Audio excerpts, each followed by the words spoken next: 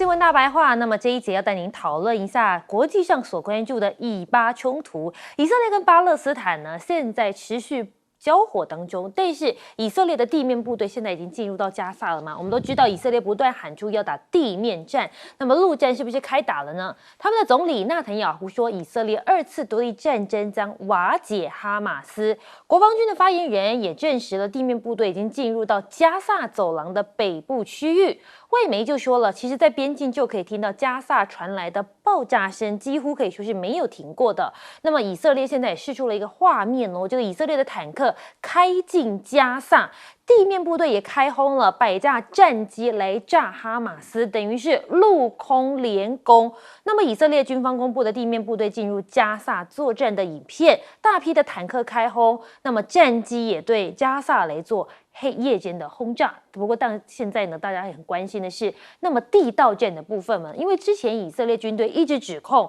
这哈马斯在地下建了一个很长的隧道系统，以色列精英部队与哈马斯进行巷战，空军将使出这碉堡克星来摧毁地道，也就是钻地弹的第1枚弹头呢，它会炸出一个洞，第2枚弹头再随即穿入地下，摧毁地下的防御工事，而第2波攻势就是这个海绵弹。那么呢，他们要狠封这哈马斯的地道网以及秘密武器。那么以军在地道网中推进的时候，可以利用这个海绵炸弹来对付哈马斯的武装分子可能发动的攻击进出口。这种炸弹它会突然爆炸，爆炸了以后，它的泡沫就会迅速膨胀，然后变硬。对于以色列来讲呢，是一个非常好的武器。而现在美军是不是参战了？刚刚大家都在讨论到说，美军的态度到底是什么？有人独家报道指出，5000名美军已经参与了以色列的加萨陆战。消息人士指出，美国军事指挥官实际已经掌控了整个以色列军队，大概有5000名的美军参与了以色列对加萨的入侵。而现在，美国第2艘航母打击群也穿越了直布罗陀，进入到了地中海。船运追踪网站的资料显示，这艾森豪号航母打击群10月28已经穿越了直布罗陀海峡，进入东地中海的地区。那么前几天五角大厦才宣布，艾森豪号要进入波斯湾，被认为这个很明显就是冲着伊朗而来。不过带你来看到的是不是他亲自下令空袭呢？拜登致函众院议长，美国已经准备好采取下一步行动了。那么拜登在下令朝叙利亚东部发动空袭之后，就致函给众议院议长强森，提及美国准备好采取进一步的动作。现在是不是要打击伊朗代理人？美军也会被拖入中东战火里面去了呢？有学者就说，美国打击力道有限，不够威慑伊朗，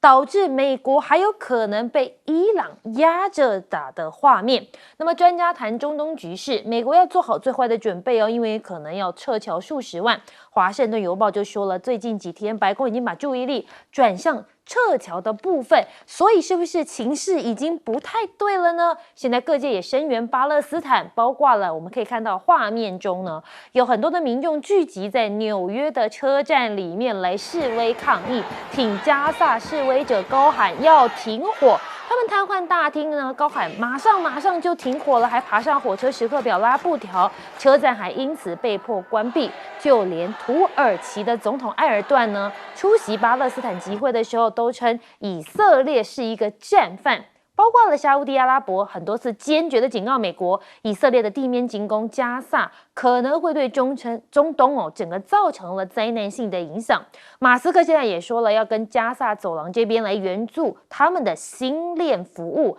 还记得吗？上一次提供服务的时候是给乌克兰，现在难道也要进攻加萨走廊了吗？马斯克的贴图还讽刺美国，看看伊朗离我们的美军基地有多近。我们就先来请教一下介大使，以巴冲突至今，那么美国到底是扮演了一个什么样的关键角色呢？我觉得美国当然基本上就是以色列在军事跟外交上的最主要的一个支援者啦，不是支持了，支持有时候只是口头没有行动，美国是用行动来支持以色列对这个加萨走廊的这种军事行动。那这个艾森豪号刚到这个地中海的东岸那我想双航母到了以后，基本上可以对以色列的空中的安全可以做一个比较好的一个安排。那么尤其这个拦截导弹这一方面哈，可能从这个可能从不同方向，可能从南边的也门，也可能从东边的这个伊朗，也可能走北边的这个叙利亚来的这些啊，对于以色列的以以色列为攻击目标的这些导弹啊，可能美国在这个空防上面哈，会有更好的这种准备。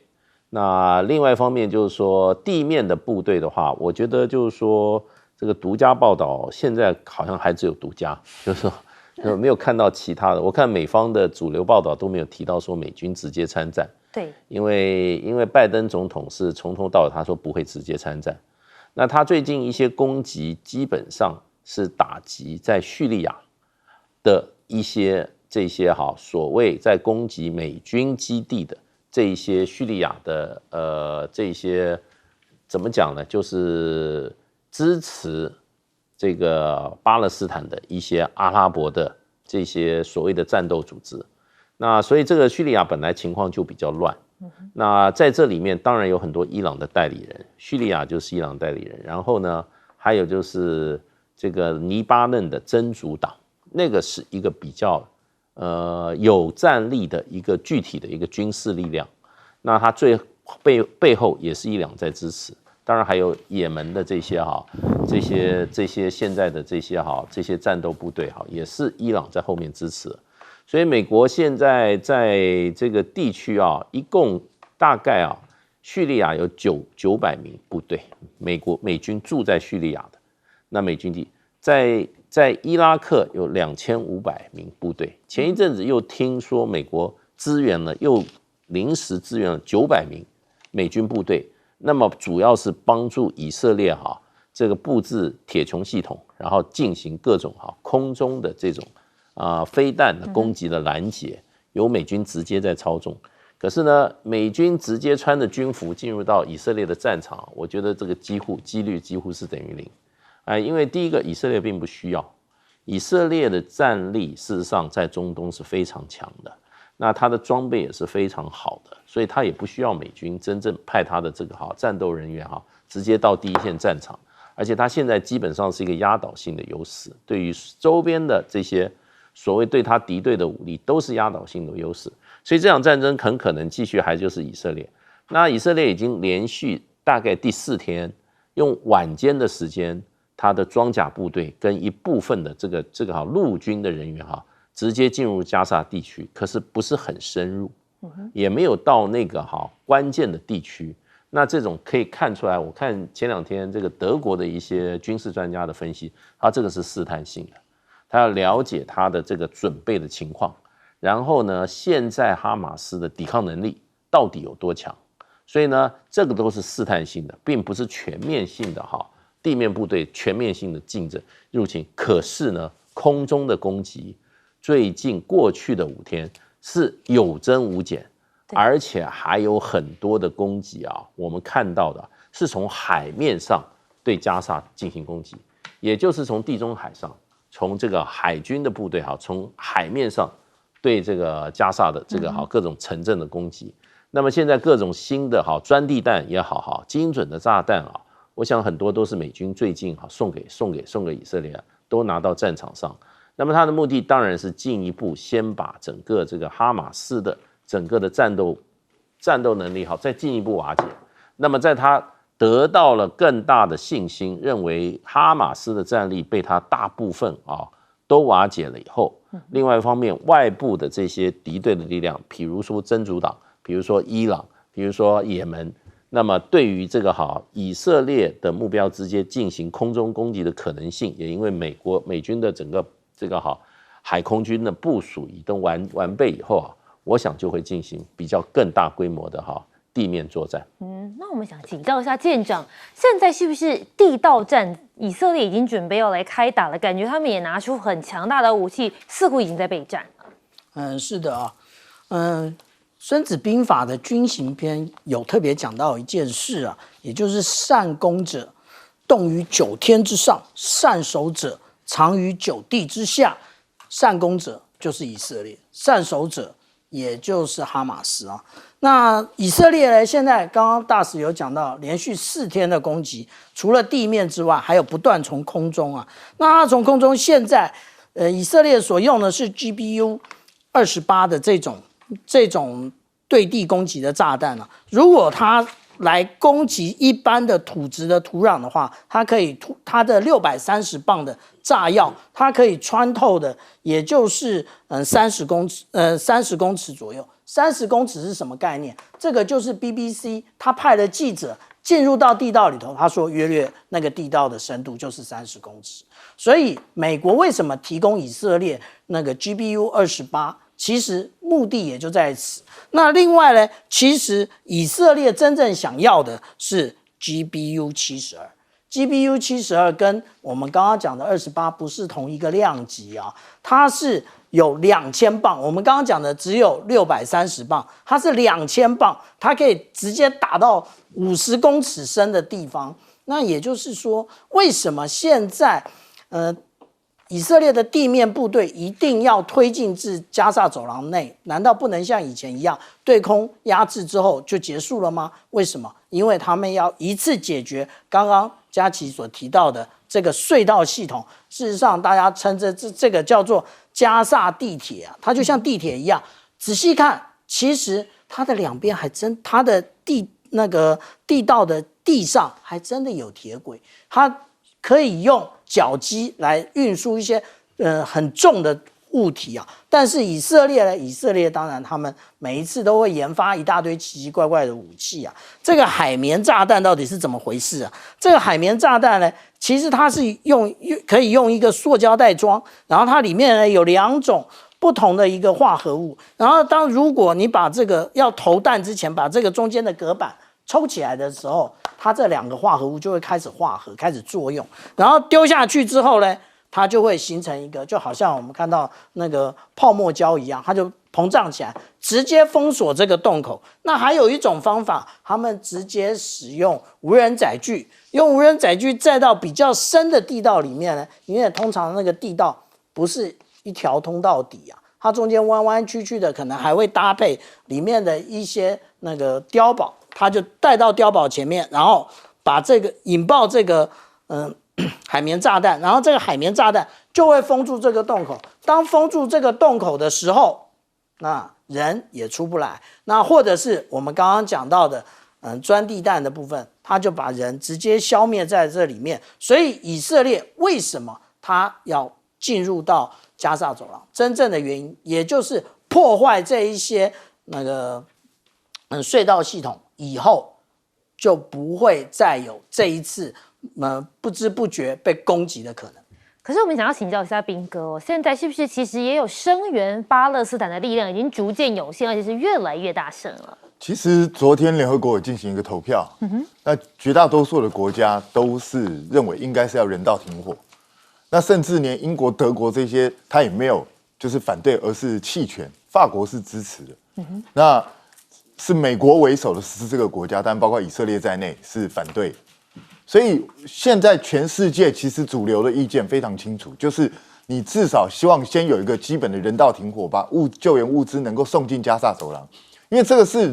人道的问题，而不是谁是谁非的问题。可是以色列激烈反对，那我个人是觉得以色列这种激烈反对是有点罔顾人命的，因为你现在到底是认为你自己的作战目标比较重要，还是人命比较重要呢？你是把所有整个加萨走廊的巴勒斯坦人全部都当成哈马斯吗？你是打算这样做吗？所以我觉得这个其实有些国家甚至已经开始准备，包括埃尔多安土耳其的总统，他已经准备要指控他犯了战争罪。因为这个其实我老实讲，以色列现在的作为其实就是犯战争罪，他不断的对毫无抵抗能力的加萨地区的人民不断的进行这样的轰炸空袭，造成这么多人伤亡。大家记得的话，战争开始的时候，以色列不是到处在传说有40名婴儿被杀害，对这样的一个画面。你现在在加萨走廊杀了岂止40个婴儿，你杀了成百上千了吧？4000。对啊，所以那请问一下怎么办？而且空袭死亡的几乎都是妇孺，男的活动力比较强，比较有机会逃，结果都是那些逃不掉的，都是小孩子，都是女性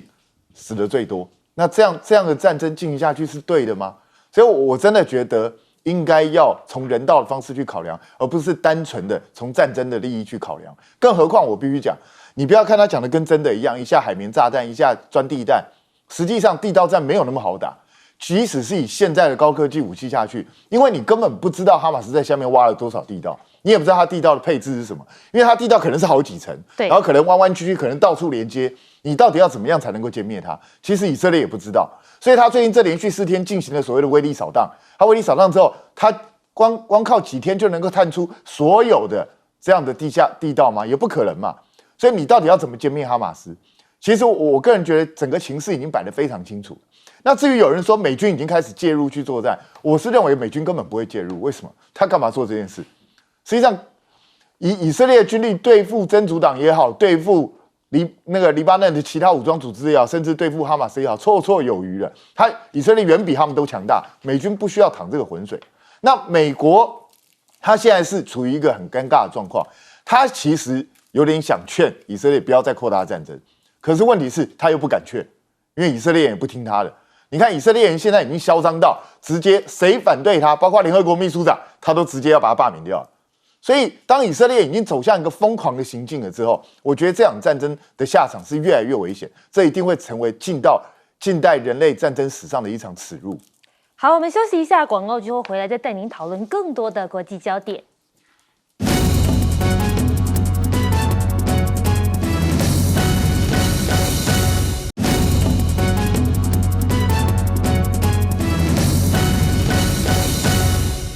欢迎回到新闻大白话。那我们前面有谈到说，这中美的关系现在逐渐和缓了，所以习拜会是不是真的有望了呢？我们带你来看到的是，现在美国似乎也释出善意了。王毅呢到美国去访问，称中美都同意旧金山的元首会晤，双方都在努力当中。那么王毅呢跟美国的战略界人士座谈，他说通往旧金山不会是一马平川，不能靠自动驾驶，双方要切实重回巴厘岛，把两国元首的共识真正落到实处。那么王毅是不是为拜习会而来，却迟迟不肯敲定北京到底要什么呢？分析人士就说了，北京不愿意敲定跟习近平的行程，非常有可能是希望利用这手中的筹码，迫使华盛顿在他们关切的议题上可以做出更多的让步。而王毅呢，将赴白宫跟拜登会面，学者就报了，这其实背后的目的就是要确保美国不会让习近平难堪。学者认为，王毅跟美方高层会晤的目的，可能是希望确保美国不会在习近平访美的时候公开发表一些不利于中国的相关内容。而王毅到华府去之后，美国也宣布放宽两国的航班限制。他们说，从11月9号开始两国往返的航班数量呢，将从每个礼拜的48班增加到70班。而交通部在今天才将原本限制的24班增到48班，接下来还要变到每周70班，其实算是做出了蛮大的诚意了。但是我们带你来看到香山论坛中美军事沟通解冻了吗？香山论坛登场了，那么陆军委的副主席来接待。那么29号开幕之后，因为李尚福现在被免职了嘛，那么中共中央军委的副主席张又侠跟何卫东两个人分别见了来访的外长，还举行了欢迎仪式。30号主要讨论的是东北亚的整个安全趋势，还有东协地区安全合作架构、中东安全新架构，有包括美国、俄罗斯、韩国、新加坡、越南、巴西、古巴等等超过90个国家和国际组织官方的代表团确定会来参与。那么数量已经创下了历届之最，也邀请了以色列跟阿拉伯国家，让有争议的各方透过对话可以相互沟通，进而希望达成共识。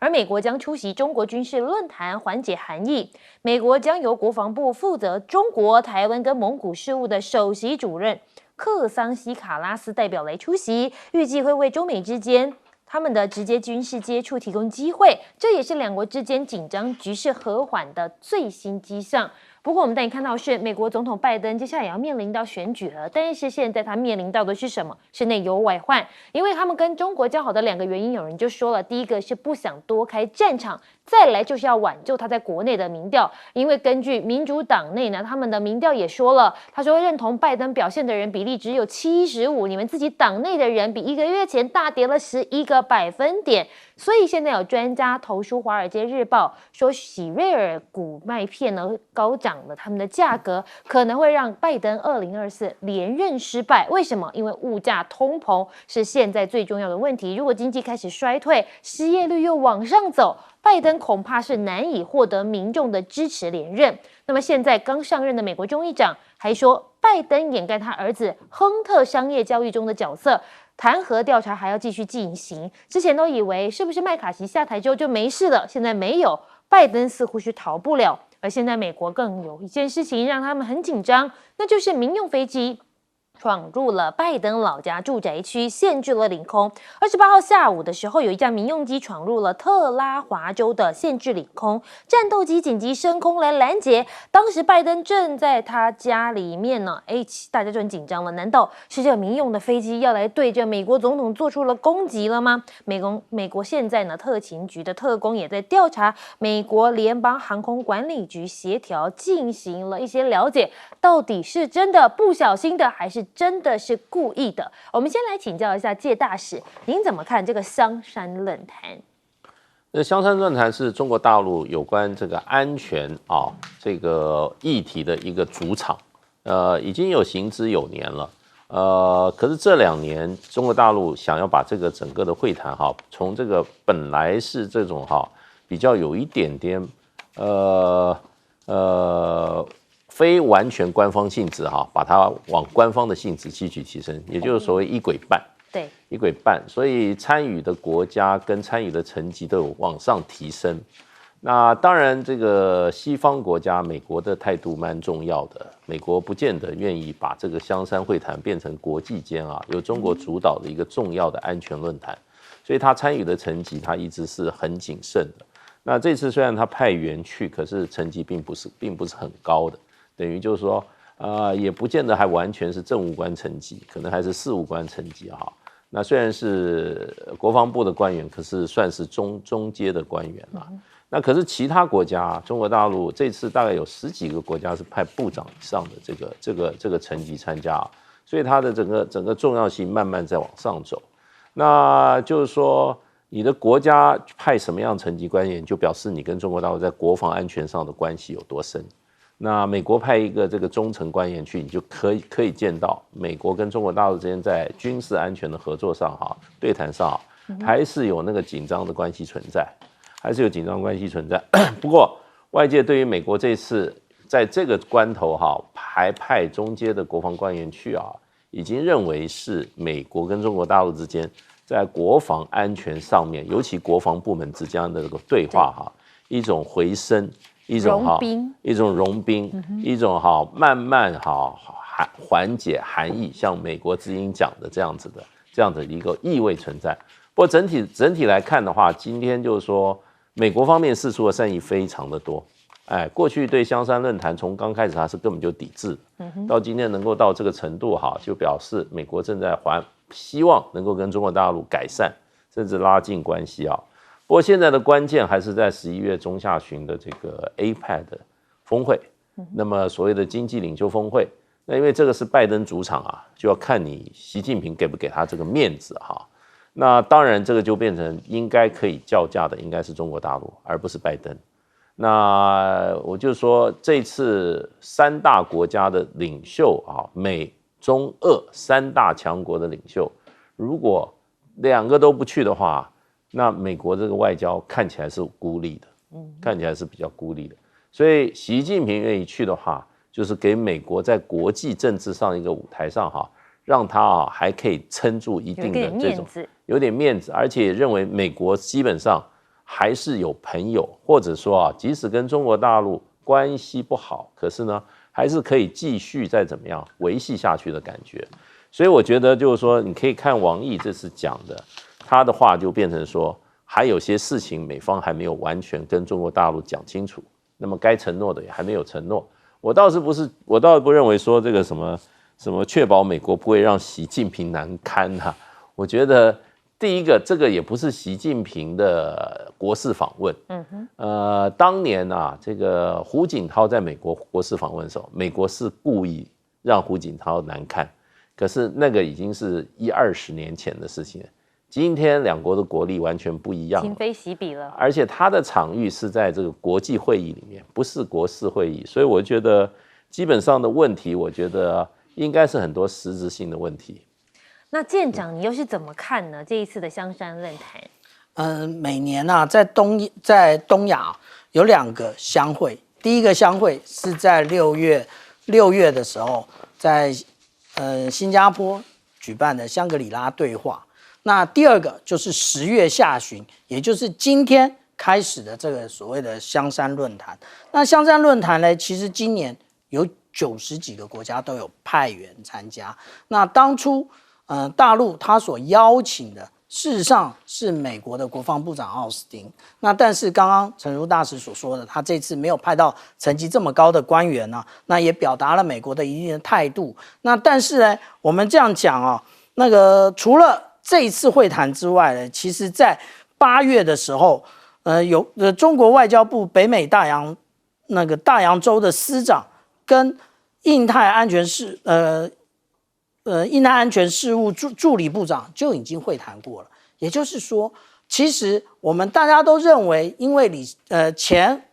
国防部长李尚福的关系，所以中国跟美国之间似乎好像没有对谈，但是其实下面层级的是有在对谈的。而且我们刚刚不是讲过了，山东舰在我们台湾的东南边吗？那要继续的讲这件事情到底会怎么样的，跟香山会论坛呢，会形成一个共伴效应呢？什么一个共伴效应？其实在还没来之前，它就有一个征候。这个征候，国防部看出来了吗？也就是在26号的时候，襄阳舰567号的053H3的这种护卫舰，它其实就在苏澳港跟与那国岛之间的海域。大家觉得，这个船很旧啊，来干嘛？其实它来有个很重要的意义啊。为什么？因为它这边带的是所谓的517雷达。517雷达看起来好像很奇怪啊，它是像晒衣杆的这样的雷达，其实它是 UHF 频段，也就是解放军对于3打3防，也就是反逆中战机的重要的一个来源。它为什么反逆中战机？因为它的航空母舰要来。那有2个可能，第一个，解放军在测验自己的歼20；第二个，他要避免美国跟日本的 F-35B 进入这一块场域。那结果是如何？我们继续看下去。那彬哥你怎么看？拜登现在是面临到内忧外患？其实拜登的内忧外患一直没解决过，美国现在经济状况还是很有问题嘛，所以他的通膨的问题还是没有完全解决。这个当然对民意对他的态度是会有很大的一个影响。那再加上他自己家族内部的丑闻又不断，那现在看起来共和党也不打算放过他，继续要跟他对。那这个对拜登当然一定会有影响。而且美国现在其实光是一个以色列问题就已经够他头大，因为以色列如果持续这样子专断独行下去，再把加沙那边的战事持续扩大的话，美国内部的反弹声量也是越来越大。虽然民主党是不可能去要求以色列做什么，因为以色列是他的这些犹太人是他的大金主。可是问题是，你总不能美国又不是只有犹太人，还是有其他的种族，还是有其他的人民，其他人民对这种事情是越来越反感的。所以这个都是拜登急需要去解决的问题。也因为这样子，所以对拜登来说，现在当然如果能够跟中国大陆之间的关系缓和一点的话，对他来讲在处理国际事务上是比较安全一点，也比较妥当一点。可是问题是，你看王毅把话咬得很死啊，他说我们只是前往旧金山会晤之路努力而已。为什么他会这样说？那你这边有报道说什么迟迟不肯交定北京到底要什么？其实北京要的东西一直都非常清楚。去年的巴厘岛，习近平就已经跟这个拜登讲过一次，只是因为去年巴厘岛拜登讲完之后，就完全把自己讲的话推翻掉，你完全都没有履行你自己的承诺，所以才会造成习近平。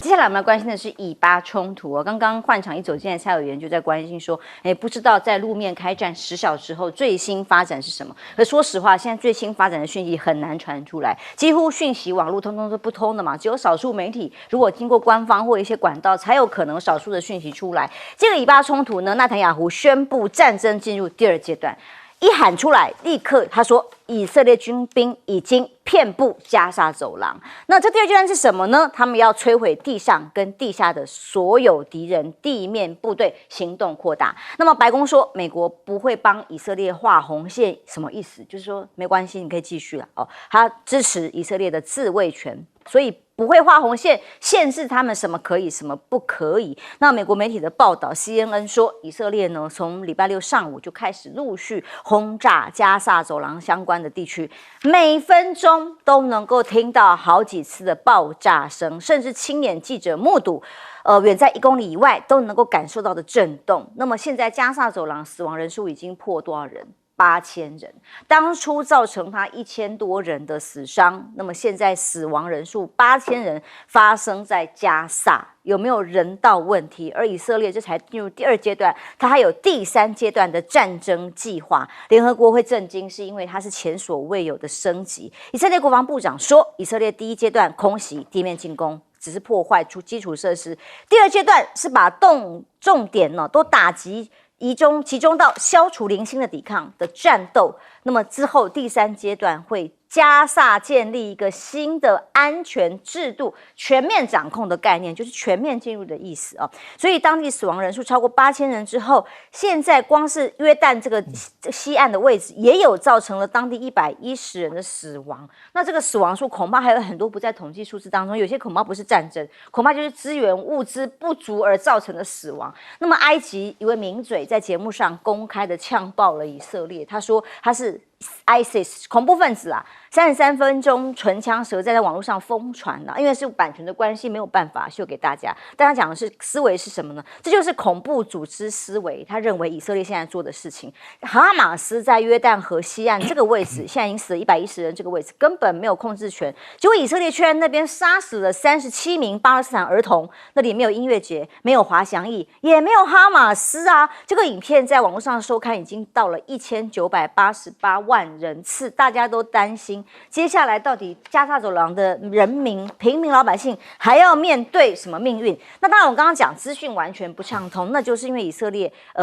马斯克虽然已经承诺要用星链计划把卫星借给加萨这里的国际救援组织去协助，让他们可以做网络服务，去做一些紧急的人道救援呢。结果以色列通讯部长加以驳斥，非常反制，他说要反制到底，哈马斯会利用星链进行恐怖活动。那可是他们想的是什么？是因为现在连救护车都不知道去哪里救人，完全通讯是中断，网络是中断的，所以呢，只能战地记者形容是北部这里只能听到爆炸声，知道哪里炸毁了之后，救护车就忙的就先往前面去救，有爆炸的地方去救人，根本不知道还有哪里可以有资讯。甚至 NGO 人权观察组织也说，他们也联络不上在加萨的同事，完全资讯是中断的啦。那所以更难取得在当地巴勒斯坦平民到底受到了什么样的待遇，他们的处境是什么，还有哪些侵犯人权的行为、战争罪的罪行在当中的证据。所以讯息完全不通，这是个关键。那透过一个卫星照片对比，就可以知道加萨挨轰3周之后被轰，形容是沦为人间炼狱，这是个比对图。先前本来还有一些房屋繁荣的景象，现在3周轰炸下来，根本就是几乎快要夷为平地的这个惨烈的人间炼狱，从卫星比对图就可以知道。所以现在美国对于这当中的角色是什么？除了联合国上面说不帮他画红线、投否决票之外，美军跟伊朗之间被形容是越来越上火。怎么说？就伊拉克跟叙利亚的美军被攻击，所以拜登要采取下一步行动。行动是什么？乌加要公布10月27号空袭了伊朗在叙利亚的2座弹药库，立刻派出了军机去轰炸。这是美方精心策划的行动，目前要跟伊朗传达讯息。如果你继续攻击美军，或者是介入整个战事的话，可能会导致双方冲突升温。退一步就可以降低敌意。拜登说，美军空袭叙利亚具有法律正当性，是对美军遭到一系列袭击的合法回应，一如他现在挺以色列一样。所以现在又会卷入中东冲突的美军又空袭叙利亚，跟哈马斯率团去访俄罗斯。所以克里姆林宫发言人说话了，他说俄方没有意愿想要卷入，但是美方的做法很糟糕，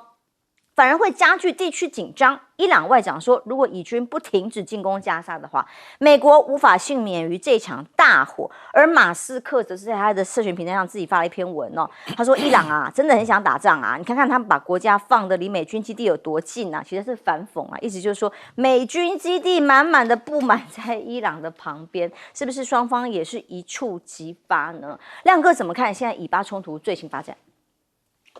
这个我这边有个统计啊，到10月28号，那个巴勒斯坦已经死了7703人，那里面有3595人是儿童，那受伤的人有19734啊，那受伤的也有6360人是儿童啊，所以这个还没有地面部队还没有进去的情况啊。我可以跟大家类比一个简单的状况啊。美军去打伊拉克啊，那个萨达姆胡塞后来不是被抓到了，可是伊拉克就陷入分崩离析嘛，那很多反抗军就开始反抗啊，那美国为了要搞定那些，就在很多地方打了巷战，那结果后来伊拉克整个死亡的平民是20万人，所以我跟你讲啊，只要巷战一开打啊，那死亡跟受伤的人一定会迅速攀升啊，所以我们现在还不知道啦。不过你看以色列的打法啊，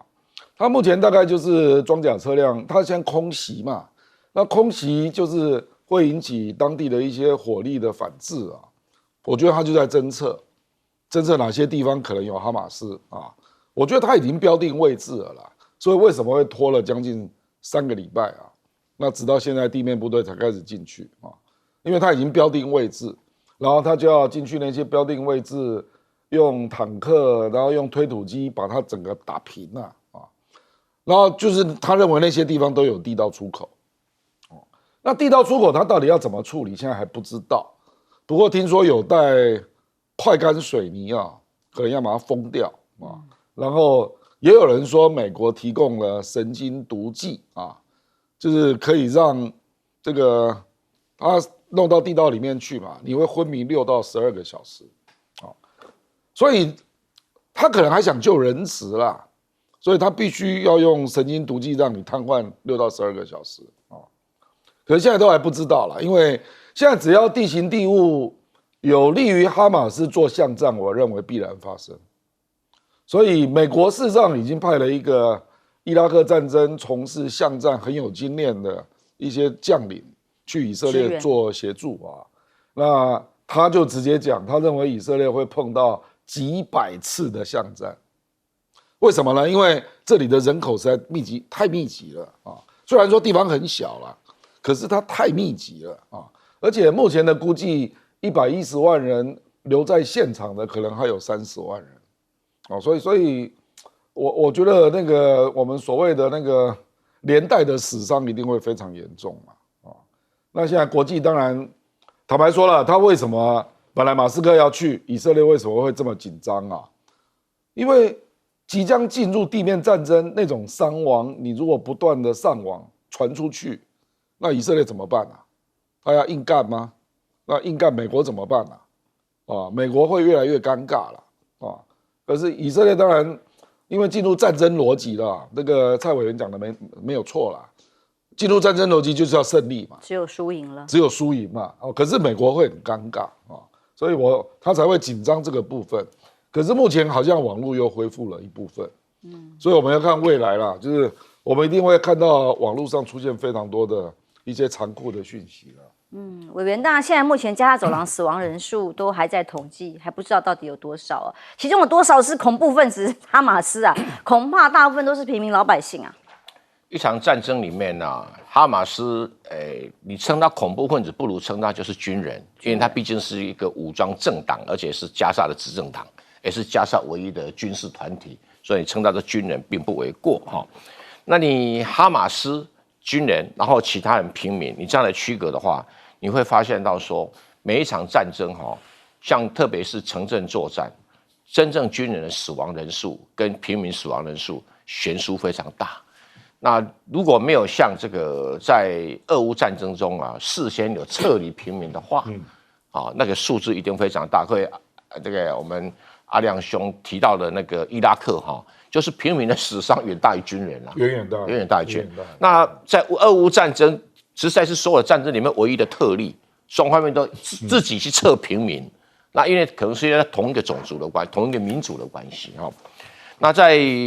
犹太人跟阿拉伯人这场战争它不是同一个民族，所以打起城镇作战就会特别的残酷。不过所有的城镇作战都是特别的残酷，所以简单讲叫巷战，其实就是城镇作战。那我不晓得为什么我们台湾，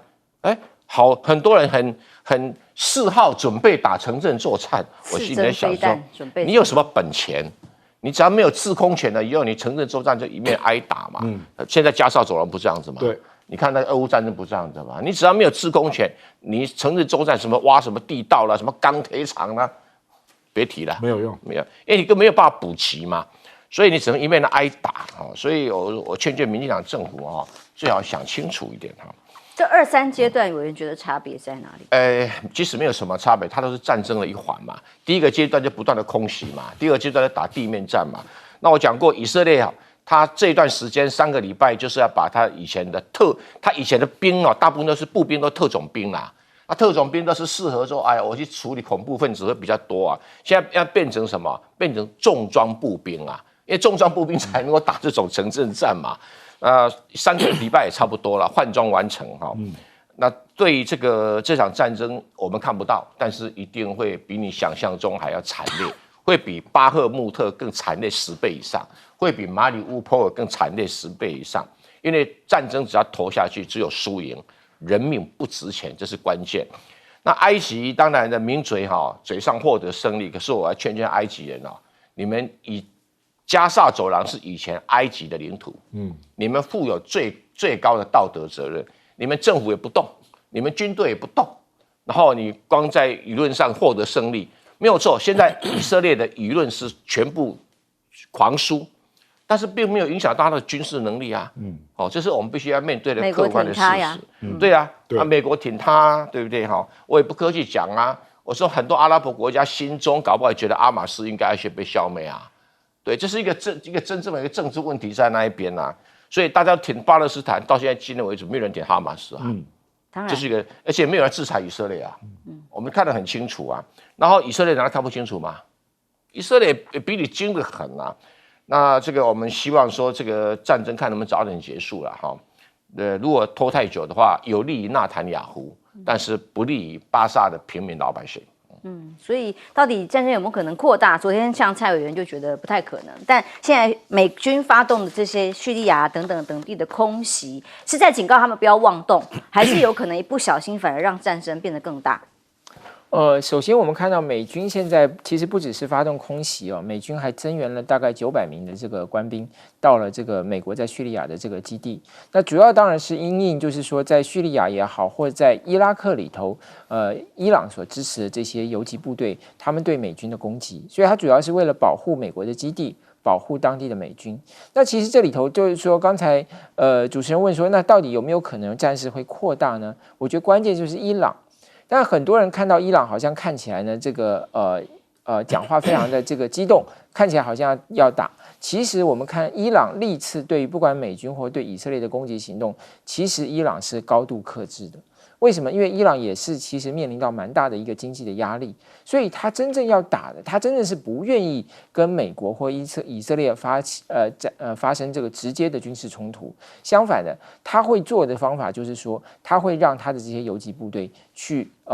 的骚扰，采取骚扰的战术。但是如果一旦全面的战争，那美军真的采取行动，第一个，他这些游击部队可能会被扫空，而这不是伊朗所愿意看到的，这也就会使他在区域里头失去他的影响力。因此，我认为美军现在采取的行动大概不会导致这个双方这个其他这个战火扩及到其他的地区，那反而是以色列采取的行动是值得我们关心的，因为美国最近派了这个格林将军到以色列去，因为格林是在伊拉克的摩苏尔地区，当时打这个城镇战非常成功的一个将领，那所以现在他提供给这个以色列的部队就是城镇战的一些经验，那现在你看呢，白宫现在的这个说法，也就是说他也没有说否定。或者是批评以色列的行动，当然他也没有肯定。为什么？因为他现在这个做法是，他要通过开启陆战来施压这个哈马斯把人质放出来。因为现在以色列民众最关心的问题就是这230人的人质什么时候出来？那这里头还有很多国家的公民都在里头，所以他的这个行动，我认为短期间不会扩大，因为他的重点是施压。通过施压让哈马斯把人放出来，否则如果这些人质散布到各个的军事据点，那到时候牺牲会非常惨重，而且牺牲之后人质也会死亡，然后以色列的部队还要停留在这些地道里头，去避免这些哈马斯呢继续回到这些地道里头，所以他投入的人力会非常的惊人，牺牲会非常的可怕，所以我认为在目前这一段时间，大概不会这个地面战争的规模不会很快的扩大。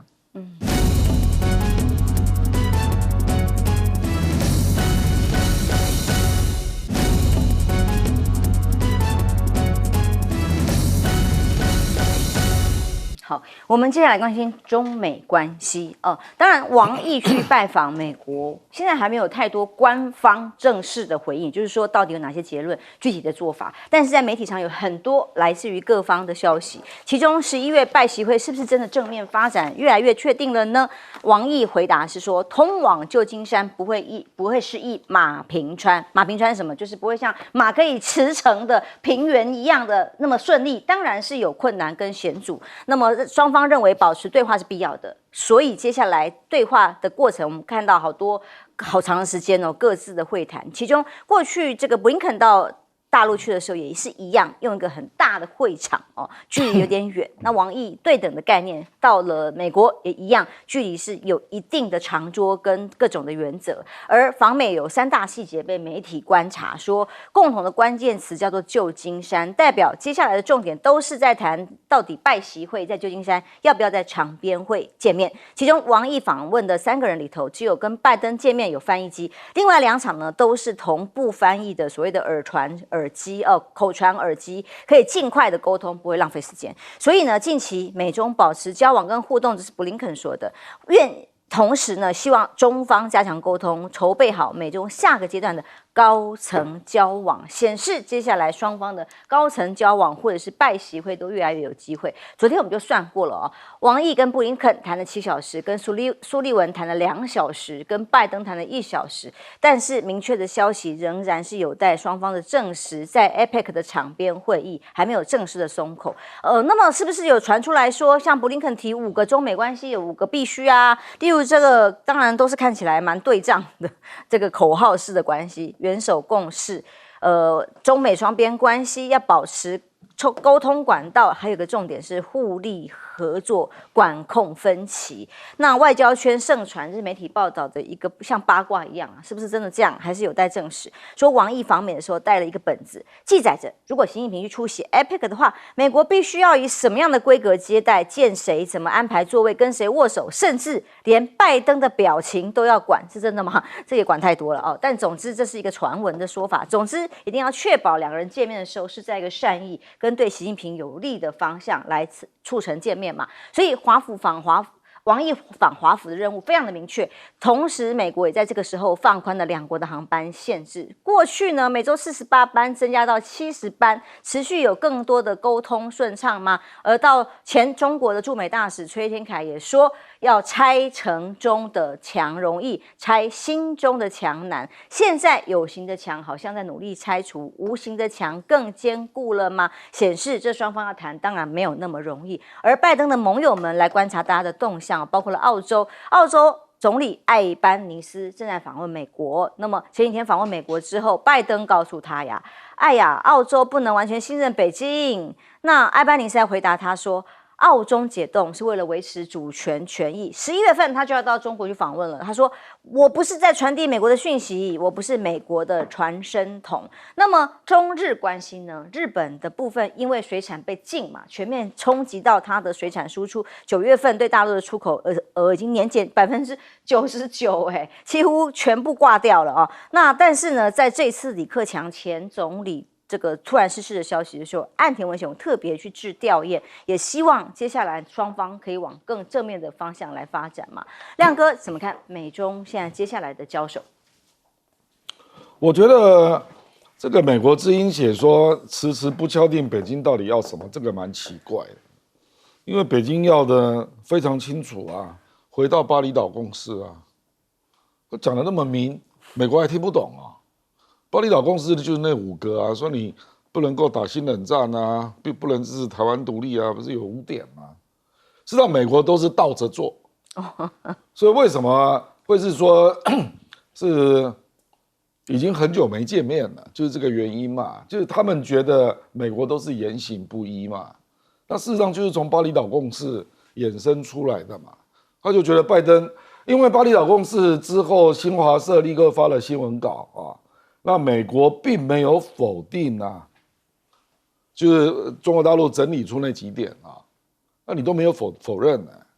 啊，可是后来大家就看着美国都每一点都是朝着相反的方向做啊，所以才使得双方完全缺乏信任嘛啊，即使是这一次也一样啊，比如说王毅明明就要来，那美国在这之前还特别宣布了人工智能晶片管制出口。对不对？还包括云交易暂停啊。那你这个可以明年1月再宣布啊？为什么要现在宣布？所以不是逼着中国大陆反制石墨出口吗？那你到底要干嘛？所以为什么具体的经济就不会出来啊？因为我不知道你要干嘛。比如说，我看到中国大陆最近玉米都跑去巴西买嘛，那你美国，我为什么要买你的玉米？我又不知道你要干嘛，就是科技战，而且王毅还讲得很白啊，他说希望美国对中国的科技制裁可以减少，他讲得那么白结果 VOA 我是很意外，是美国之音写这种标题啦，所以我对中美关系的改善我是非常悲观啊，就是这个大概都只有行礼如仪上的示好啦，可是具体的东西啊。比如说，你看中国大陆到现在连军方的沟通管道要不要恢复，还没有谈定，他也不回答。那这种议题怎么可能习近平来谈呢？这种议题一定是王毅这个层级就应该可以谈啊，对不对？那何立峰也没去美国啊，所以经济议题只停留在经济工作小组，那个只有副部级的大家谈一谈啊。那你说那个能够谈到什么样的层次，很有限啊。反倒是习近平接见那个加州州长啊，我觉得他讲得非常具体啊，因为加州州长要的议题就是，我们可不可以在气候议题合作啊，在绿能议题合作啊，就可以有经济的合作了。习近平就立刻说 yes 啊，他就立刻回应啊，说 yes 啊，然后还说中美的关系最重要是在民间啊，是州啊，我觉得这个有所异，弦外之音就是我们跟你那个联邦政府打交道不通啊，那拜登政府没有信用啊，那 Newsom 你这个人，也许我们可以交往一下啊，那 Newsom 在代表加州啊，加州也是经济体全世界排第4啊，那加州也是跟那个中国关系最深的一个州嘛，所以我觉得这里都有一些弦外之音啊，就是说。你联邦政府就是搞成这样，那我就从州政府来吧，那其他议题还是停看听啦，就是因为太多的经验告诉中国大陆，这讲话不一定算数的啦。所以显然拜习会看起来似乎是往正面发展啦，但能谈出什么，双方看起来都很谨慎，也很难有太多具体的想象空间嘛。休息一下，马上回来。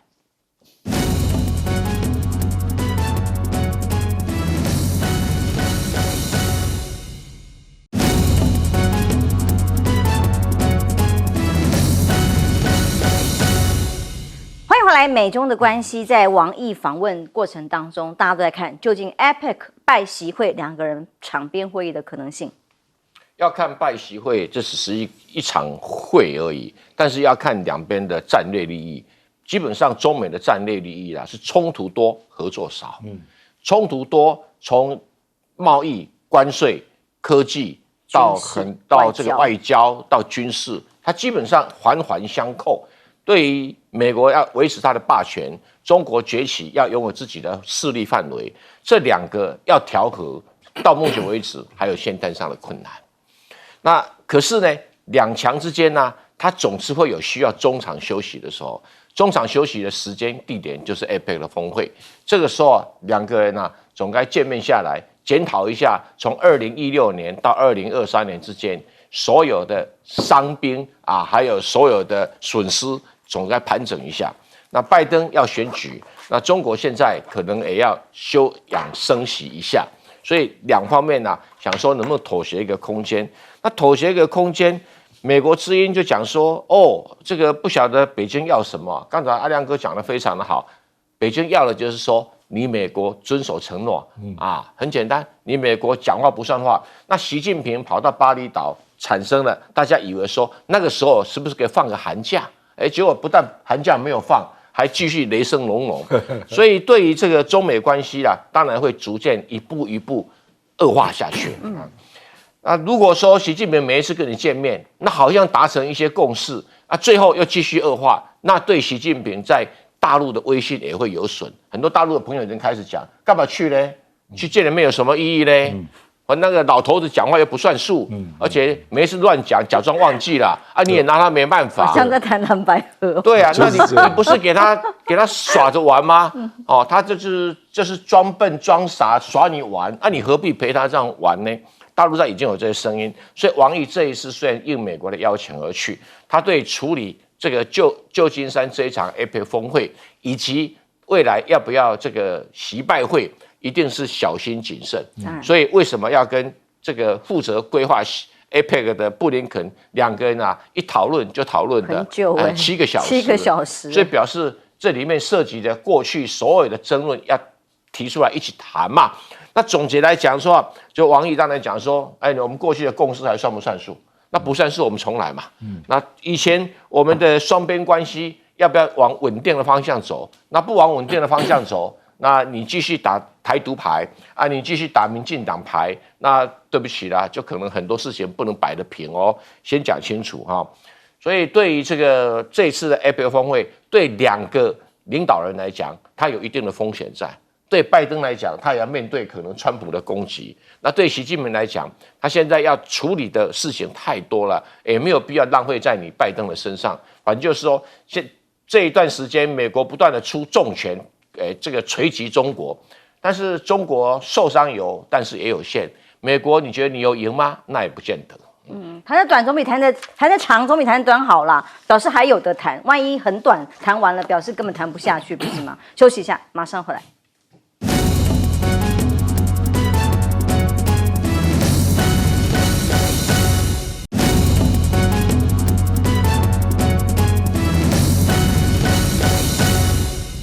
美中关系影响的是全球，所以当两位领袖到底有没有机会见面，好好的谈，把双方的对抗降低这件事情，当然就大家都关心。左教授，对，我认为这一次其实有一个重要的背景，就是因为以哈冲突，现在以色列进攻加沙走廊。那在这种情况下，美国担心这个战争会扩大，所以中国大陆的这个重要性就提升了，因为中国大陆是可以影响伊朗的。